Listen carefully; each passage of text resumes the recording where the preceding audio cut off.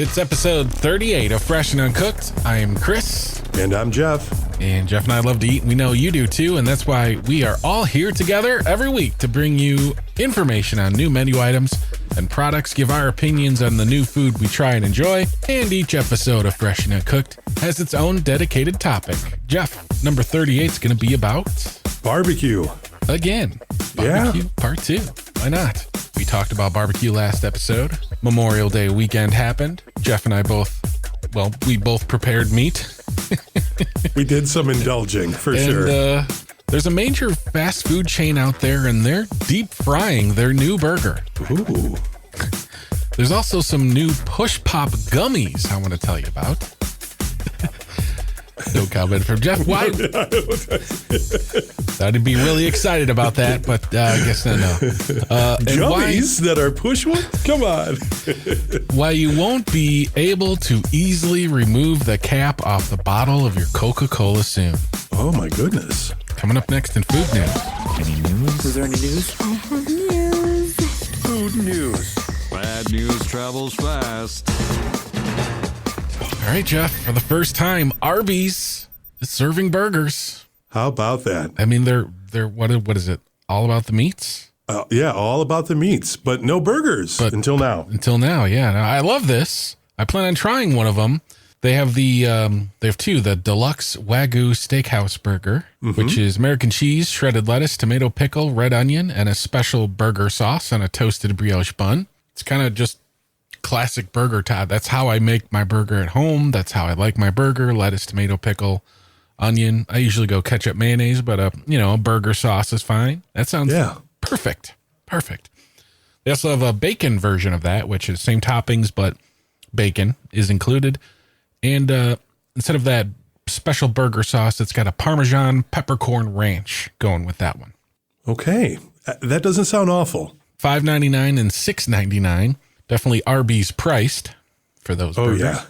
Yes. And they are available now through July. So limited time.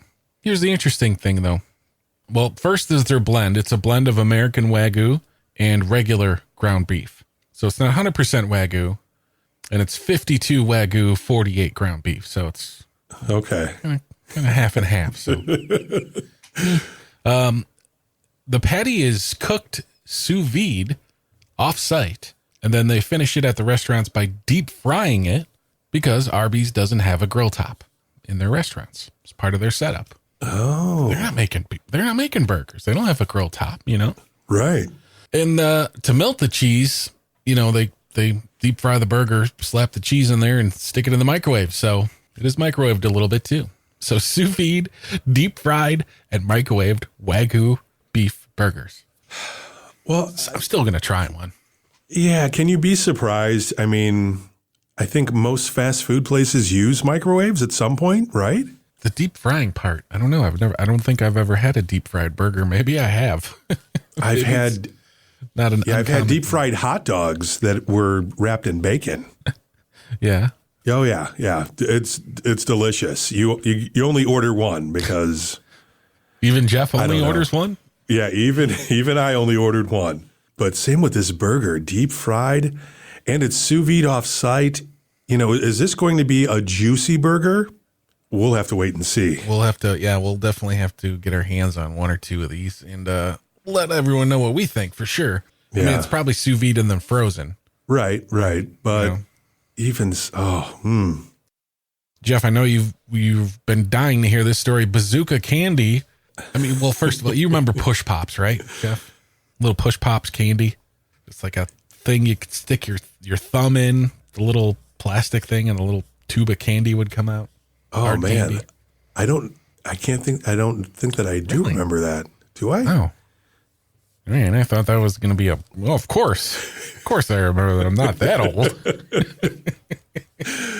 No, I'm thinking something like that because I have bigger hands. It probably didn't work for me.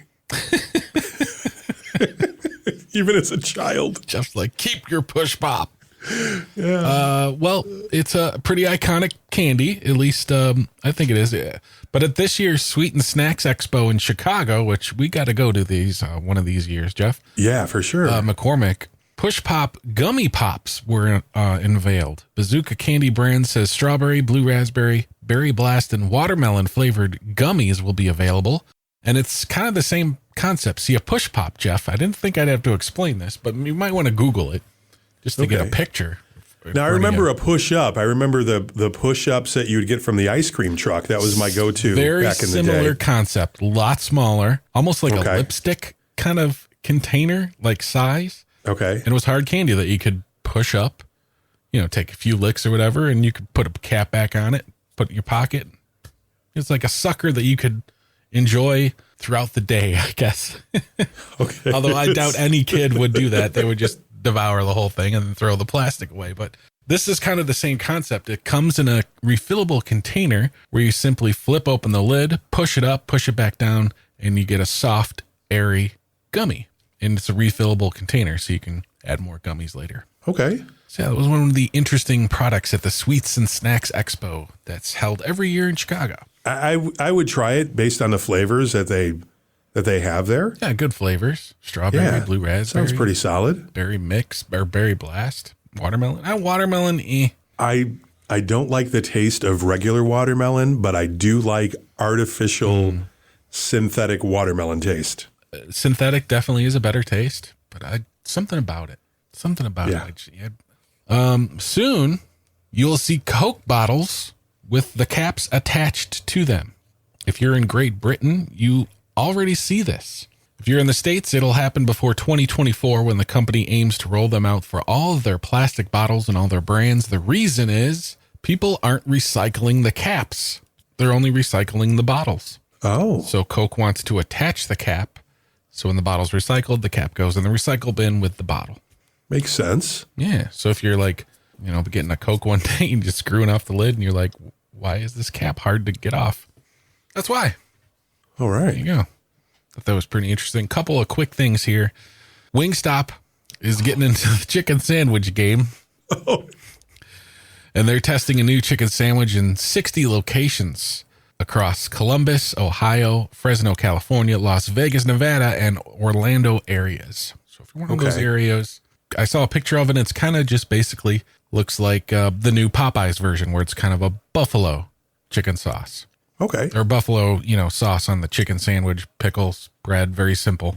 But you get to choose which buffalo sauce you want from their flavors. So yeah, if you're a fan of Wingstop, they're trying out in those locations, and Taco Bell is testing grilled cheese biscuits. I've heard about these. Yeah, warm, flaky buttermilk biscuit with a melted layer of cheddar, mozzarella, and pepper jack cheese on the top. Part of their breakfast menu. They're testing this in Knoxville, Tennessee. Probably not going to Knoxville anytime soon. It's quite a ways. Only one location, so it's up to you, Knoxville, to knock this one out of the park so the rest of us can try it. Yeah, make it happen. This one is about Arby's. Quick little story. Arby sauce is coming to store shelves soon. It is? It isn't already there? The agreement back in March provides Lancaster Colony exclusive rights to supply and distribute the horsey sauce and the Arby sauce products to U.S. and Canadian retailers. And it sounds like it'll hit the club membership stores first this fall. Nice. Man, that is a big old thing of horsey sauce. Definitely. Oh, and just curly fries. Man, that stuff is so delicious. Merry Christmas. Absolutely. Just in time for holiday shopping. Yep. That's your food news for episode 38. Hey, what's new? What's new? What's new? What's new? What's new? All right. It's What's New. It's where Jeff and I talk about new things that we've tried and give a review, give a letter grade. I have not tried anything new, but Jeff is holding up this segment. He's got two things to talk about. You got your hands on a Mexican pizza, Jeff. I sure did. Apparently, that's a very hard thing to do. Yeah, I guess they ran out of ingredients or what have you. That's all the recent news that I've seen as far as Taco Bell. So I guess it was like 7 times. They sold 7 times more than what they anticipated originally. That's something that I read somewhere. They had to anticipate a lot, too. Right? It's crazy. But even though they said some of them were out, my wife went to Taco Bell because she heard our last episode and she had a taste for Taco Bell after that. And she's like, do you want anything? I'm like, yeah, try to get a Mexican pizza if you can. And she was able to. Ooh, nice. Now, we talked last episode about how I remember the Mexican pizza with the black olives and everything when it first came out. I think it had green onions on there and everything too. Yeah. Well, it has tomatoes on it. There's cheese. Yeah. Yeah, there's the beans and the ground beef and then the tortillas that form the pizza, right? Yeah. And that's just about some it. tomatoes on top. Yeah, it seemed like there was a lot of tomatoes, a lot of the Taco Bell tomatoes, Yeah. which don't always make me feel warm and fuzzy inside. No, or maybe they're not they the do make me. greatest tomatoes. Yeah, or maybe they do make me feel warm and fuzzy inside. I don't know. You definitely find a few of those when you clean the car out. Oh yeah, they're everywhere. So the Taco Bell pizza, I don't think that I'm a big fan of it. I mean, I like the hype behind it and everything like that. But it was a little bit, I don't want to say disappointing. I don't know what I was expecting, truthfully. A little underwhelming, huh? Yeah, there you go. Very underwhelming. So, I mean, I would give it like a C-. That's fair. Yeah, it's really just, to me, it's just another Taco Bell item. It's not anything that's really great or what have you. It's not a grilled cheese biscuit. I don't know if I can do that. I told you about my thing about Taco Bell is anything that usually has potatoes at Taco Bell, I don't eat them because I feel that it just doesn't fit into the whole Taco Bell brand and what they do. Right. Even though a lot of things have potatoes now. They're nacho fries. Yeah, I've eaten those maybe twice. Well, I don't know if technically they're potatoes, but they're called nacho fries. Right. So, yeah, I don't know. Me and Taco Bell, we just have this very odd relationship. It's very odd. I've always ordered Mexican pizzas. It wasn't part of my regular Taco Bell order, and I'm not super crazy about Taco Bell. I will get a craving for it, and I will be so happy, and then I will eat it, and then I'm good for a couple months. Easy. Really? See, how often do you eat Taco Bell? Would you say 3-4 times a year? Maybe once a quarter. okay, It might be quarterly? a quarterly visit. A quarterly Taco Bell visit. Yeah. And I think I'm good once a month. I would say at least once or twice a month. Yeah. Although I have partaked in their breakfast a little more frequently than I thought I would recently, but Their breakfast is solid. it is good. Potatoes in the burritos. I asked for no potatoes. I'm that guy. Yeah, I've always I usually get a Nacho Bel Grande and a couple of Supreme Crunchy Tacos. That's my usual order, right? Okay. Every now and then I'll get the Mexican pizza, but I'm always kind of disappointed. But I did miss it. But on the other hand, it's pretty simple in a way to make it home. It's not exact. yeah. And the great thing about home is you can add things like, for me, green olives, cilantro, maybe a couple different sauces, tomatoes, some fancier cheese, some better meat, the whole 9 yards, and it tastes amazing. Oh. So then you go and you have what Taco Bell offers, and it's like, man, this is just kind of plain. It's kind of bland. And that's when I see pictures and videos of the new Mexican pizza, and it just, that's what it looks like. It just looks so sad and bland. So a C-. I'm not surprised. Not surprised. I have heard rumors that they could be releasing a few new versions of Mexican pizza. Okay.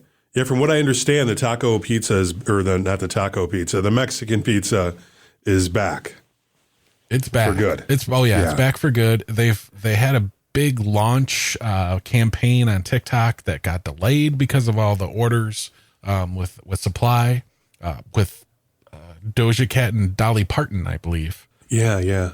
Big campaign with that, and I think we might see a few versions come out. If they do that, I'd be very excited about that, but we'll see. So you also tried the buffalo chicken sandwich at Popeyes. I did.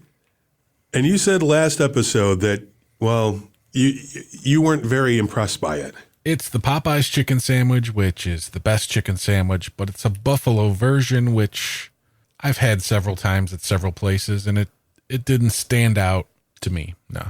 No, I think it stood out to me. And I think the fact is that it's that Popeyes chicken sandwich with the buffalo sauce on there. And it still had pickle and everything too. Mm-hmm. Still has that bun. Oh, that bun is delicious. And man, that chicken that they put on there, like that is chicken. It's definitely chicken. It's a big chicken. Oh, yeah. And you see, and that's another thing too. I eat one of those. I can eat just one. One of those with a side of fries. Yeah. And I was good. I was fulfilled, satiated, so to speak. I thought it was good. So I'm going to give it a B+. Okay. That's fair. You're giving the spicy version of their chicken sandwich an A? Probably an A-. I felt that it was kind of like an in-between, between the spicy and the regular. Yeah. It was Agree just with you like there. something that, just like fit right there. But it was good. The buffalo sauce wasn't bad. Yeah. If you're looking for spicy, you'd be disappointed. But if you're looking for a buffalo, you'll love it. Oh yeah, for sure. For sure. So better than the Mexican pizza. Better than a Mexican pizza, but I think you can say that probably about a lot of things. Yeah. It's C-. I mean, we've had worse. Definitely had better on the What's New segment. So Memorial Day weekend passed. Jeff and I decided, we decided to both cook pork butts. Oh yeah. How did yours go? It went really well. Yeah, it went really well. It's definitely a process and it needs to be tended to and all that other stuff. But it went rather well for sure. You did yours on your Weber? I did mine on the Weber grill. Yeah, I don't have a smoker, but I did buy some Weber grill cherry wood chips to go with it to create the smoke. Yeah. So really what I was just trying to do, I did indirect grilling. I usually do that most of the time. I have the dividers that go on the side of my Weber grill, the accessories. So it basically keeps the middle clear and all of the charcoals are there on the side. Great way to barbecue. It works out really well. The one thing I need to get, there's another accessory that I need to get for my Weber grill, and talk about how things are like really expensive.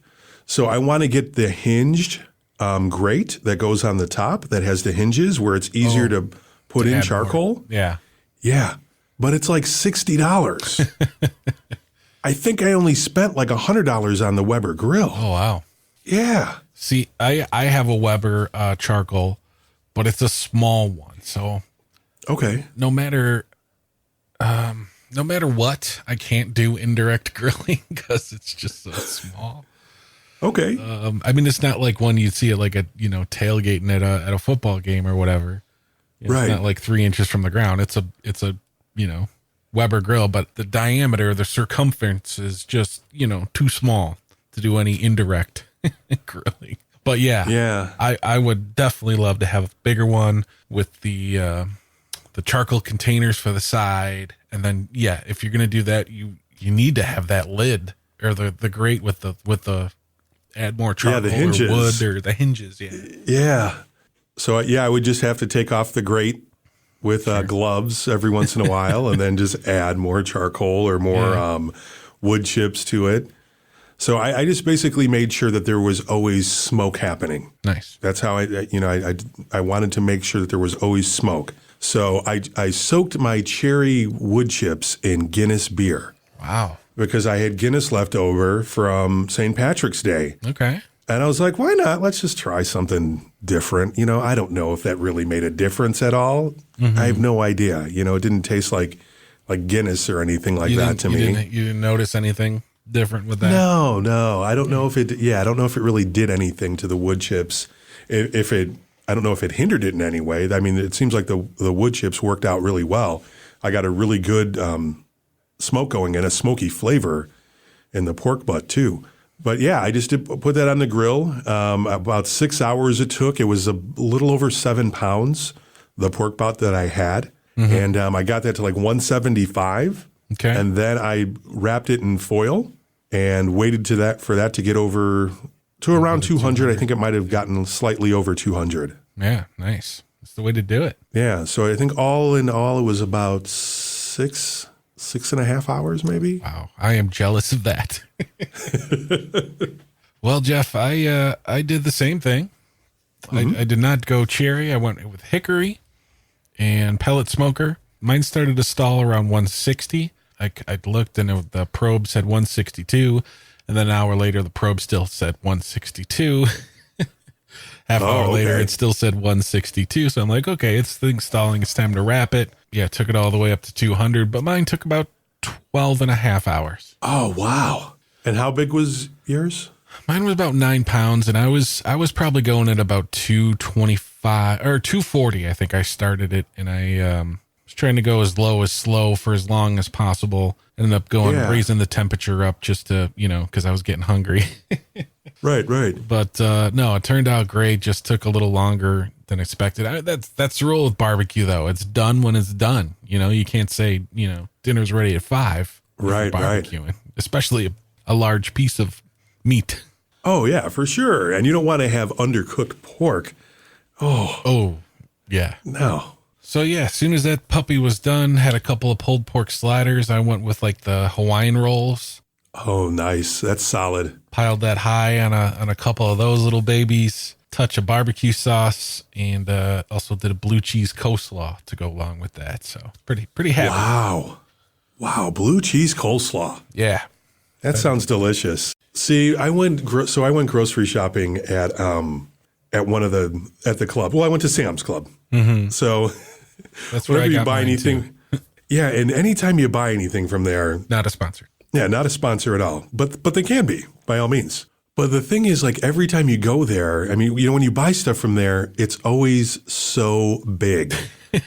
Yes. So I was looking at like a small bag of small potatoes, and I'm thinking to myself, man, that's a lot of potato salad that could make. Oh, yeah. And what am I going to do with these potatoes? I already have this 7-pound pork butt that I need to try to finish, which I'm still working on. I might be halfway through it. So I told my wife she was going to another grocery store. I said, hey, just pick up a potato salad there. I'm not going to make anything. And we bought potato salad that was pre-made, which we do on occasion. We'll do that. And she bought 2 of them.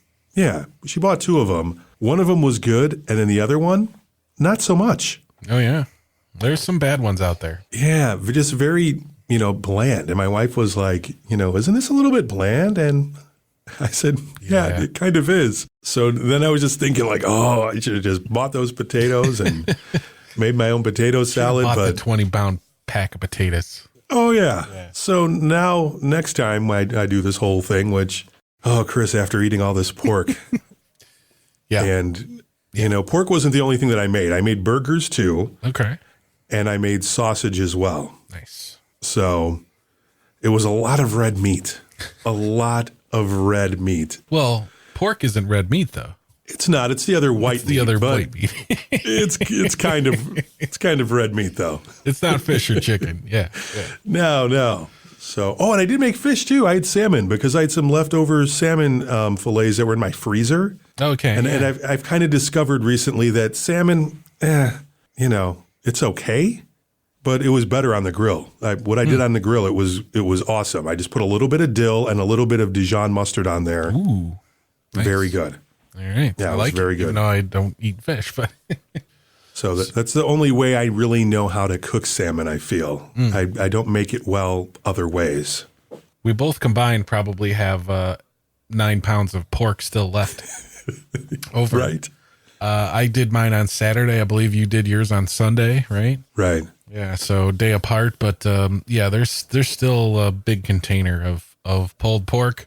And I figured that'd be the case, because I can't eat all of it. And what I tried to do was kind of have a lot of different ways to make pulled pork, because I was planning on making sort of a video series for my TikTok, my Cooking with Chris TikTok, where I would show people different ways or different ideas to use pulled pork. Mm-hmm. Not just, the pulled pork sandwich or just a pile of pulled pork with some coleslaw or some potato salad or something. No, just some different ways to get you through that, because that's what everybody deals with when they make a lot of brisket or a lot of, pork butt. There's lots of leftovers. So I did a few things, Jeff. I made a breakfast with some pulled pork. Okay. It made a sweet potato hash with pulled pork. Oh. Diced up some sweet potatoes, cooked those, diced up an onion.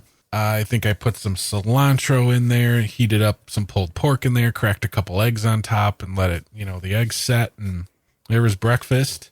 I did some tacos instead of just a pulled pork sandwich, some tacos. I was trying to go for like a birria spin on the tacos, but I ended up just going with like corn tortillas, heated up some leftover pork, put that in the taco, Chihuahua cheese, and just like some smoked salsa that I made in the smoker over the weekend too. Okay. So a couple of ideas that I tried. I bought stuff for a stuffed pepper recipe for pulled pork. I don't know if I'm going to get to that one. I might have to wait till next time because, I'm kind of getting sick of pulled pork after having it for 4 straight days in breakfast, lunch, and dinner. So Wow. we'll see. But yeah, I wanted to get a few ideas of how to use the pulled pork, and I think I came up with some good ones. And you can always freeze it. You can always freeze the leftovers too. I am not a fan of freezing things. I think it just changes it so much. It would a little bit, yeah. But I mean, Yeah. you could. That is something make sure you're not throwing it in a cheap Ziploc bag or something. Right. You want to protect it pretty well, but you could freeze leftover pulled pork too. And I don't like wasting food at all. I feel I am not in that tax bracket where I can just like throw away food. I hear you. By all means. Yeah. Yeah. So, made some salsa, did the blue cheese coleslaw. Also, I went down dessert lane, which I usually don't do a whole lot of desserts. Made some key lime bars. Oh, wow. And I did have hamburgers too, apparently on National Hamburger Day. So it all worked out. Since my pork butt took 16 hours or 14 hours, dinner was late. So I had to throw a couple burgers on the grill when I expected to be having pork. But, yeah, it kind of worked out good. That's great. Yeah, I don't know what's next, but I think with the new smoker this year, I've definitely had a lot of pork. I've done sausage, I've done ribs, I've had pulled pork. I think the pork category is covered. You know what I mean? Oh, for sure. I think it's time to maybe move on to. I need to do a brisket still. Yeah, I was thinking about that. I was definitely trying to think like what else can I do? So since this pork butt turned out so well, I'm going to attempt brisket once again. So that's a tough one right there. That's basically the same steps though, Jeff, Okay. Big piece of meat. It's going to take a while. The lower the heat, the better it's going to do to render all that stuff that's usually so tough inside both those pieces of meat. Mm-hmm. Once it hits, once it stops climbing in temperature, wrap it up, take it up to 200. It's kind of the same process, but just completely different meat. Okay. I think I might have to do a July 4th brisket. Yeah, that might be a good time to try it out. I think by then I'll have all of the red meat and the other white meat out of me by then. Yeah, good month cleanse, and then go with the brisket. And maybe even by then they'll have the corn on the cob ready to go. Oh, maybe. Right? Maybe. Maybe. If we're yeah. lucky. Oh. July 4th a little early for the really good stuff, but it is. It'll be out there, but you don't know what you're getting. Yeah, Labor Day is like ideal. Labor Day is ideal for that. Absolutely. So yeah, I had bratwurst too. Bratwurst is the other thing that I made on the grill, and those were delicious.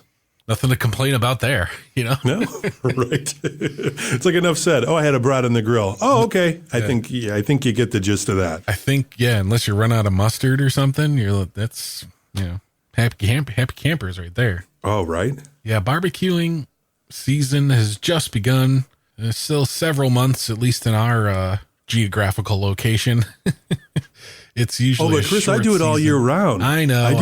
I know. All year round. And a lot of people do, but I don't. We'd love to know what you ended up having for Memorial Day barbecue. Did you do anything yourself? Did you go to a barbecue place? Did you go to a party? Did you go to a barbecue, neighborhood barbecue? What did you eat? What's your favorite thing when it comes to barbecue and grilling? Check us out social media, Fresh Uncooked on Instagram and Twitter, at Fresh Uncooked Podcast on TikTok. Jeff, barbecue is a good topic. Yes, indeed. Until next week. Enjoy what you eat.